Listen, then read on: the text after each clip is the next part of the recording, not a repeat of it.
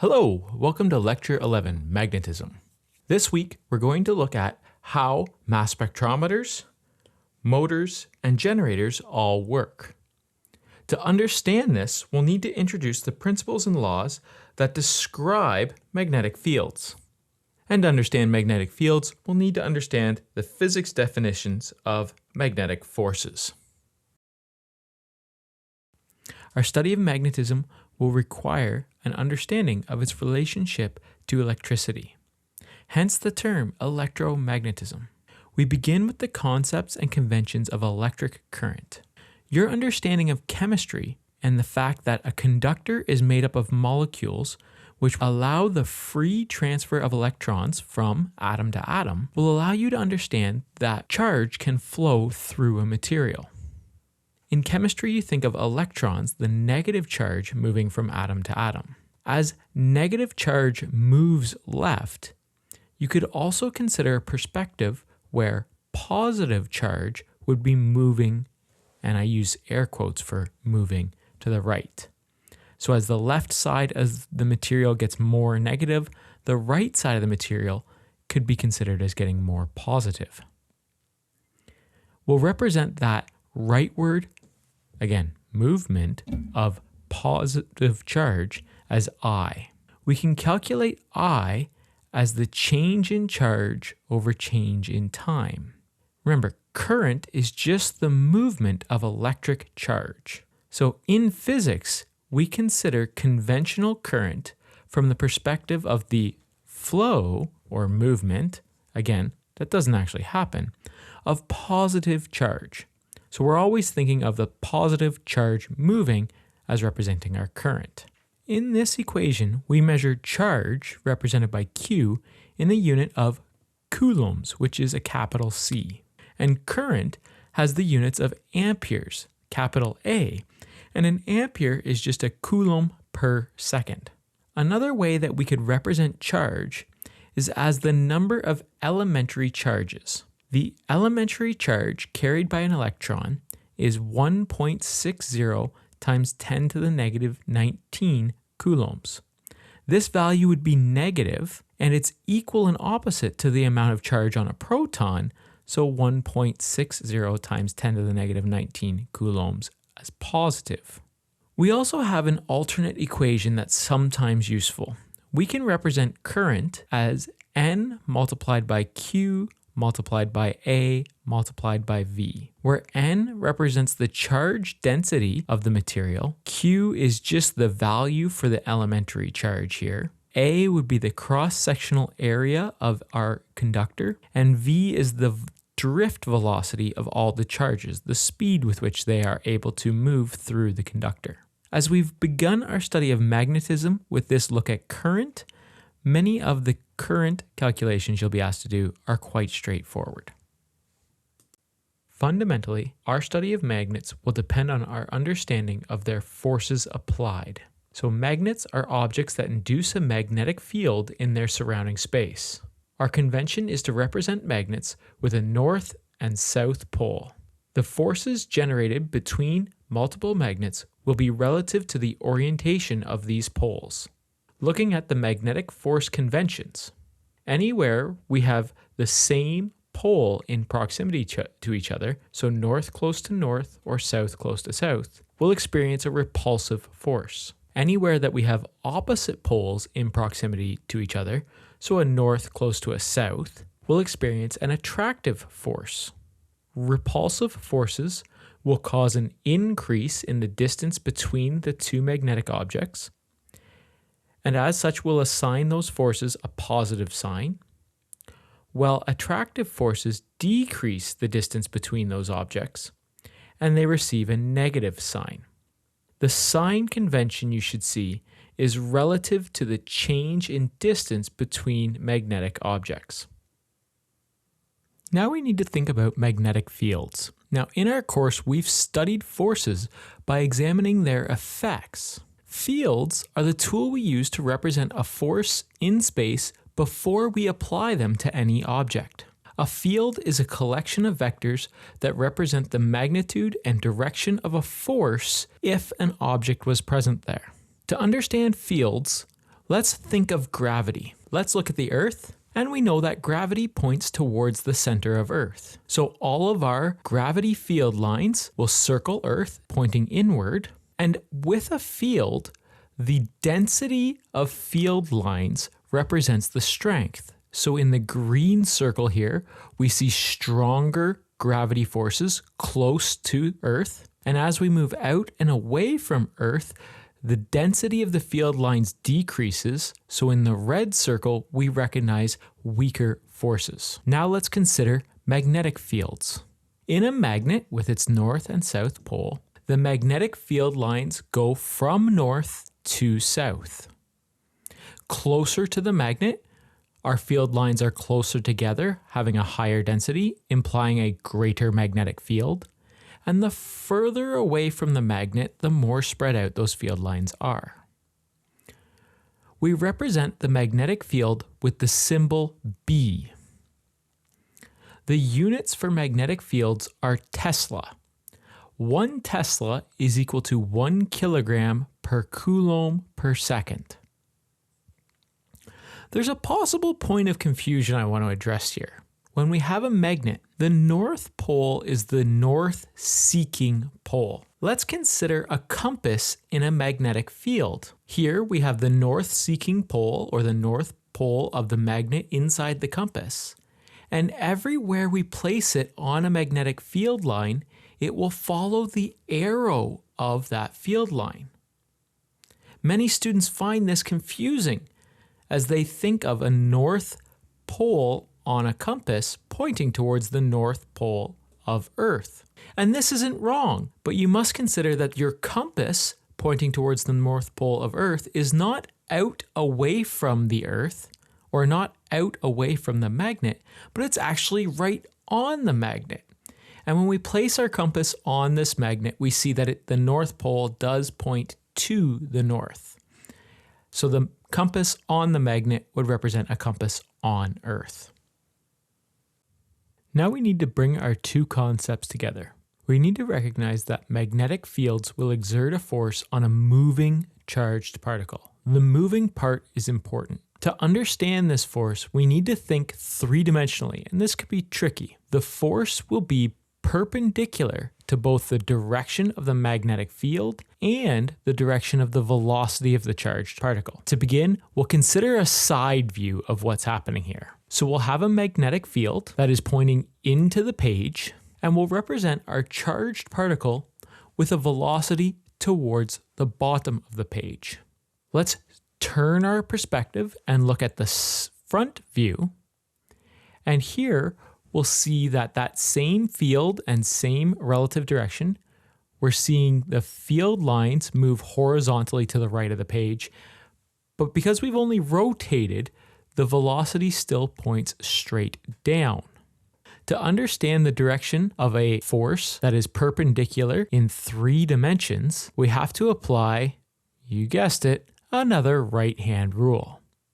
To apply this right-hand rule, you'll use an open, flat hand. You'll point your fingers in the direction of V, and then you'll rotate your hand so that you can bend your fingers towards B. If you stick your thumb out, that will be the direction of F. So in our side view, F is horizontal and it points to the right. And in our front view, F is perpendicular to the page and it will point out of the page. We can also calculate the magnitude of the force using the following equation. The force will be equal to the amount of charge multiplied by the velocity of that grouping of charge multiplied by the magnitude of the magnetic field and the sine of the angle in between the velocity and magnetic field. In our case, that angle would be 90 degrees, but that's not always the case. So force is just the magnetic force. It will be measured in newtons. Q represents the amount of charge we have, so we'll measure that in coulombs. B is the field strength measured in Tesla, and theta will be measured in degrees or radian, whichever information you're given. You need to keep in mind that this convention applies to positive charge. If you have a negative charge, it will reverse the direction of force by 180 degrees. Now it's time to look at some examples. Given a moving charge of a known size and velocity in a known magnetic field, what will be the magnetic force on that particle? Let's bring in a diagram from the previous page. And we'll add to that the size of the magnetic field is 1.5 Tesla, and as we've sketched, it's into the page. And we'll take the velocity of the particle to be 12 meters per second down, and we'll take the amount of charge we have to be negative 1.3 microcoulombs. We can calculate the amount of force using our equation. So we substitute our values, and the angle between the velocity and the magnetic field is 90 degrees. So the sine of that angle is 1, and this term can be dropped. And we need to recognize that our equation is set up to take coulombs, so we substitute micro for its factor of 10, which is 10 to the negative 6. And then we complete the calculations to find that we would have negative 2.3 times 10 to the negative 5 newtons. What about the direction? Well, our right-hand rule says point your fingers towards velocity, bend them towards the magnetic field, and our thumb tells us that our direction would be right. But the fact that we have negative charge says we flip our direction, and we add that our force will be to the left. Let's look at a more application-based example. We can apply this knowledge to design an experiment to measure the strength of a magnetic field. First, we fire a known amount of charge into an unknown field, and we do this with a known velocity for our charge. Let's take our charge equal to positive 2 microcoulombs.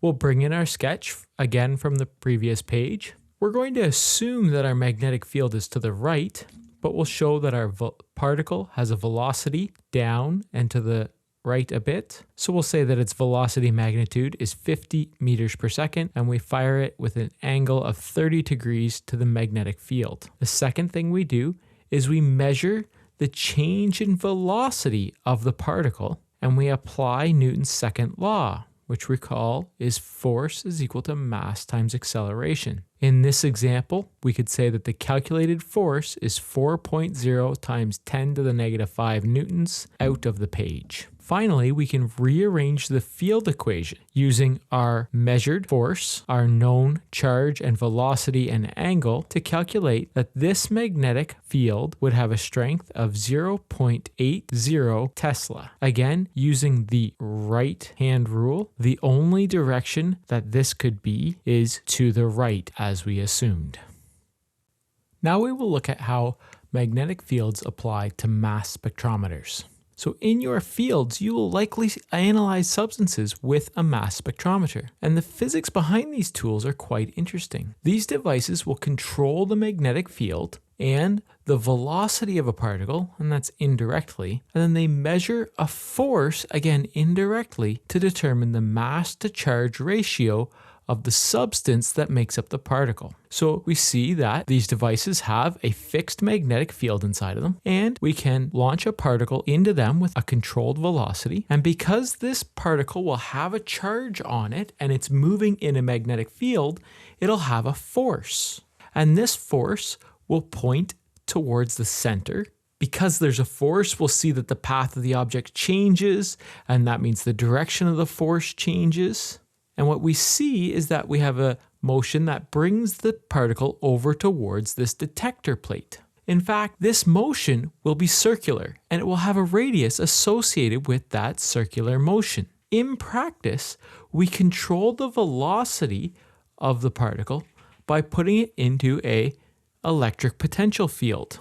The equation that we're going to use here is that the mass divided by the charge will be equal to negative the square of the radius, the square of the magnetic field, divided by 2 times the electric potential we use to accelerate the particle. The radius for each mass spectrometer will be fixed. So as we adjust the potential difference and different substances are entered into the machine, we'll see that with some trials, the force is greater than expected and we don't hit the detector. And with other trials, the force is not enough for the velocity, and again, we miss the detector wide. But with certain trials, we'll hit the detector dead on. we know the electric potential required for specific isotopes to have the correct radius of motion to hit the detector. So when we set our electric potential and we find a detection, we know what the mass to charge ratio is of that particle, and we say that we know the substance it's made of. If we have a miss, then we'll have to run another trial with a different delta V until we get a detection. One concept that's not immediately evident is that a moving charge will produce a magnetic field. Remember, moving charges are current. Thus, a magnetic field will circle a current carrying wire. So if we look at a wire that's carrying conventional current, the movement of positive charges, then the direction of the field is found with our friendly right-hand rule. For this right-hand rule, you'll point your thumb in the direction of conventional current, and your fingers should curl in the direction of the field lines. So for this wire, with current moving to the right, we'll see that field lines come out of the page at the top of the wire and go into the page at the bottom of the wire. And we know that with magnetic fields, the closer to the wire, the more intense the field, and the further we move away, the less intense the field.